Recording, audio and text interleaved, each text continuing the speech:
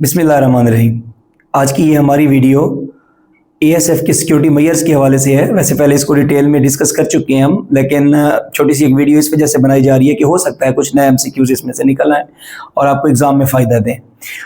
Layered security ASF के अंदर या किसी भी दुनिया के अंदर एविएशन के अंदर जो सिक्योरिटी सिस्टम यूज़ होता है वो हमेशा मल्टी लेयर्ड सिक्योरिटी सिस्टम इस्तेमाल करते हैं।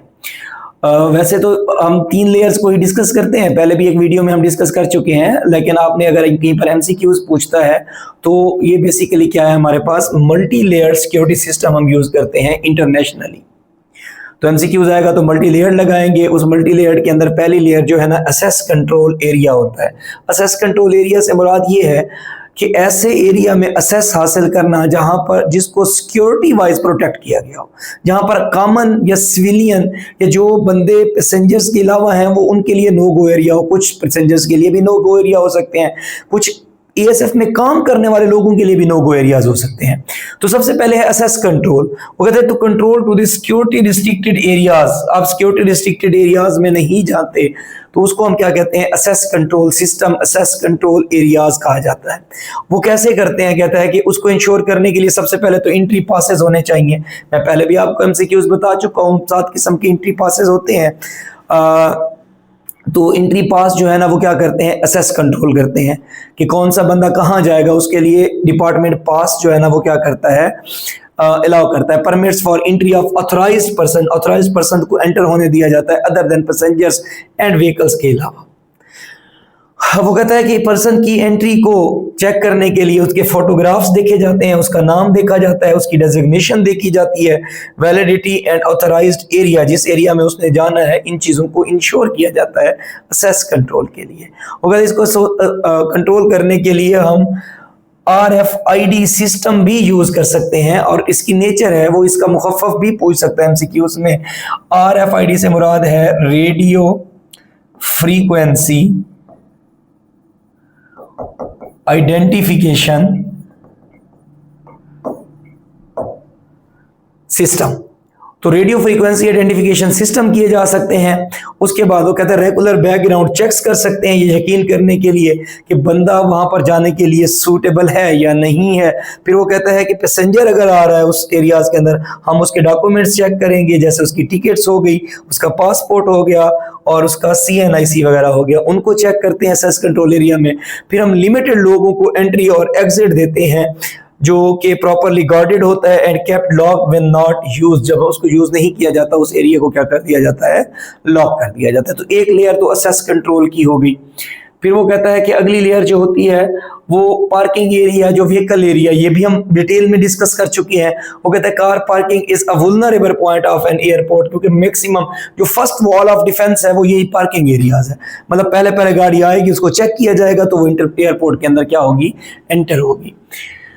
कहते हैं owing to unrestricted entry multiple threats are posed to these areas to counter these threats preventive security measures लगाए जाते हैं। वो कहता है कि preventive security measures कौन से हो सकते हैं, 24/7 surveillance of area carried out by CCTVs के थ्रू जो है ना क्या किया जाता है, उसको कंट्रोल किया जाता है, या पेट्रोलिंग स्टाफ होता है जो वहां पर घूम रहा होता है, इसको देखता है।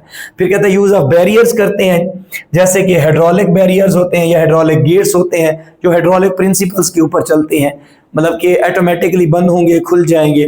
सर्च व्हीकल्स होती हैं, मिरर के थ्रू एमसीक्यूज आता होता है, मिरर के थ्रू व्हीकल्स को क्या किया जाता है, सर्च किया जाता है कार एंट्री पार्किंग एरियाज में एंटर होने से पहले, और कम से कम व्हीकल्स को हम क्या करते हैं, अलाउ करते हैं कि वो पार्किंग एरियाज में एंटर हों।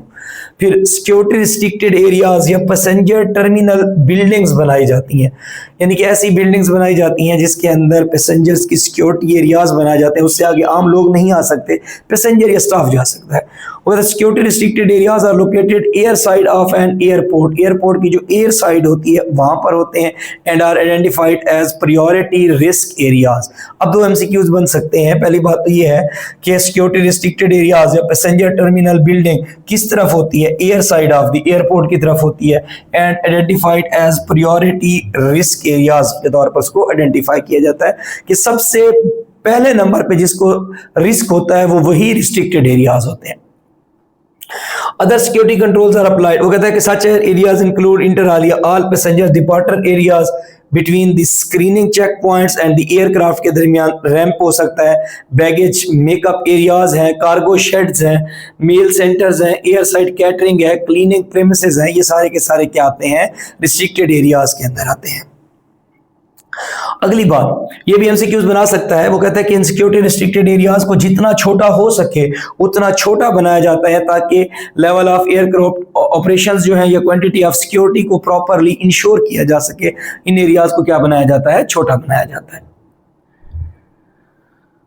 फिर वो कहते हैं access point for public areas to security restricted areas are kept to minimum and have effective access control measures. जो शुरू में हमने असेस कंट्रोल मेजर्स पढ़े हैं वो लाजमी तौर पर इनमें इंश्योर किए जाते हैं। फिर कहता है कि पैसेंजर्स की स्क्रीनिंग हम किस तरह से कर सकते हैं, एक्सरे मशीन से की जाती हैं, WTMED से की जा सकती हैं। इससे मतलब ये होता है, अगर वो इसका मुखफ़फ़ एमसीक्यूज में पूछे, वॉक थ्रू मेटल डिटेक्टर्स, ये यूज किए जाते हैं, D for detectors. Hand HHMD का मतलब होता है हैंड हेल्ड मेटल डिटेक्टर्स या एक्सप्लोजिव ट्रेस डिटेक्टर्स यूज किए जाते हैं। CCTV कैमरास के थ्रू 24/7 सर्विलेंस की जाती है। फिर वो कहता है कि एयरक्राफ्ट प्रोटेक्शन भी की जाती है, प्रोटेक्शन ऑफ पेरीमीटर। दो तरह की प्रोटेक्शंस हैं, एक तो एयरक्राफ्ट जो आते हैं उनके एरियाज की प्रोटेक्शन या उनकी प्रोटेक्शन, और जो उनके पेरीमीटर है, जो दीवार है, जो एरिया है, उसकी भी प्रोटेक्शन की जाती है। छोटी छोटी बातें हैं। वो कहते हैं security check of originating aircraft before departure is carried out, उसकी सिक्योरिटी चेक किए जाते हैं। उसके सारे जो फंक्शनिंग है, functionaries entering into the airport, उनकी सर्च की जाती है। फंक्शनिंग से मुराद ये है कि पायलट जो उसके अंदर एंटर हो रहा है, होस्टेस जो आ रहे हैं, उन सब की जो है ना क्या की जाती है, सर्च की जाती है। वहां पर भी 24/7 surveillance of apron and taxiways carried out through CCTV patrolling. Arm squad is deployed, वहां पर जो है ना ऐसे गार्ड्स खड़े किए जाते हैं जिनके पास आर्म्स होती हैं। फिर पेरीमीटर्स के लिए एंट्री गेट्स को चेक किया जाता है, सिर्फ ऑथराइज्ड व्हीकल्स को अलाउ किया जाता है। फिर जो है ना CCTV कैमरा के थ्रू उसकी सर्विलेंस की जाती है। Watch towers are built along the fences. Watch tower का मतलब ये होता है कि दीवार के अंदर एक छोटा सा मतलब कि जो है ना कोठरी टाइप बनाई जाएगी जहां पर जो है ना एक डिप्लॉय किया जाता है बंदा जो हर तरफ देख रहा होता है, वो बेसिकली वॉच टावर है दीवार के अंदर। वॉच टावर्स बनाए जाते हैं। Area is illuminated during night hours, रात के वक्त वहां पर लाइट का भी बंदोबस्त किया जाता है। तो ये एक छोटी सी हमारी वीडियो थी basically multi layer security system of ASF के ऊपर। उसमें 2, 4, 5, 6 कुछ काम की बातें हमें सीखने को मिली होंगी। मुझे अपनी दुआओं में याद रखिएगा। फी अमानिल्लाह, अल्लाह हाफिज़।